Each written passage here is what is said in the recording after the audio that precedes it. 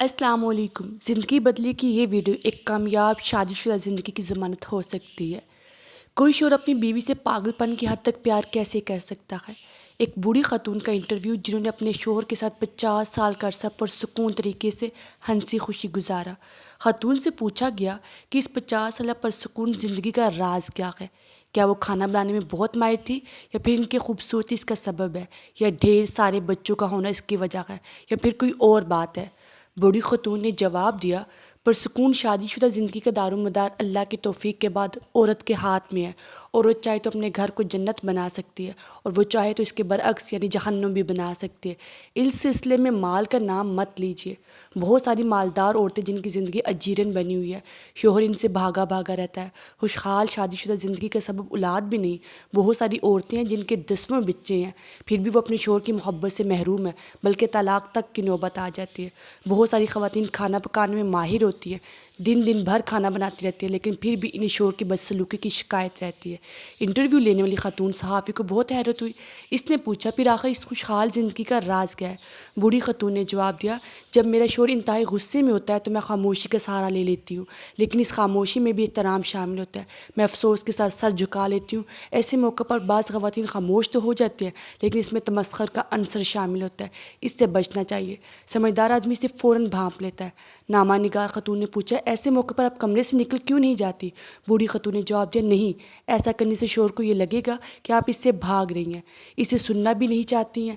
ایسے موقع پر خاموش رہنا چاہیے، اور جب تک وہ پرسکون نہ ہو جائے اس کی کسی بات کی مخالفت نہیں کرنی چاہیے۔ جب شوہر کسی حد تک پرسکون ہو جاتا ہے تو میں کہتی ہوں، پوری ہو گئی آپ کی بات؟ پھر میں کمرے سے چلی جاتی ہوں، کیونکہ شوہر بول بول کر تھک چکا ہوتا ہے، اور چیخنے چلانے کے بعد اب اسے تھوڑے آرام کی ضرورت ہوتی ہے۔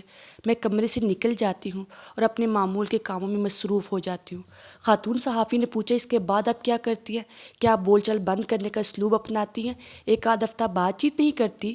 بوڑھی خاتون نے جواب دیا، نہیں، اس بری عادت سے ہمیشہ بچنا چاہیے۔ یہ 2 دھاری ہتھیار ہے۔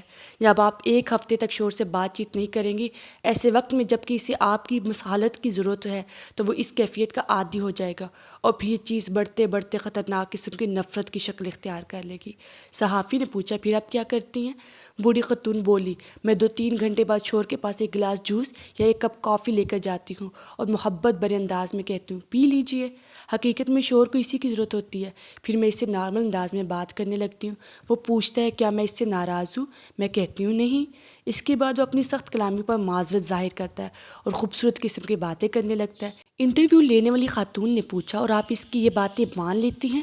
بوڑھی خاتون بولی، بالکل، میں کوئی اناڑی تھوڑی ہوں، مجھے اپنے آپ پر پورا بھروسہ ہوتا ہے۔ کیا آپ چاہتی ہیں کہ میرا شوہر جب غصے میں ہو تو میں اس کی ہر بات کا یقین کر لوں، اور جب وہ پرسکون ہو تو اس کی کوئی بات نہ مانوں؟ خاتون صحافی نے پوچھا، اور آپ کی عزت نفس؟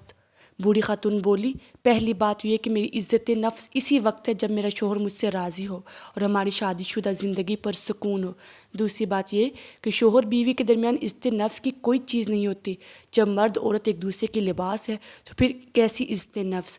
امید کرتی ہوں یہ ویڈیو آپ کو ضرور پسند آئی ہوگی، تو سبسکرائب کریں زندگی بدلے، اور مجھے کمنٹس میں اس ویڈیو کے بارے میں ضرور بتائیے گا۔ جزاک اللہ خیرہ۔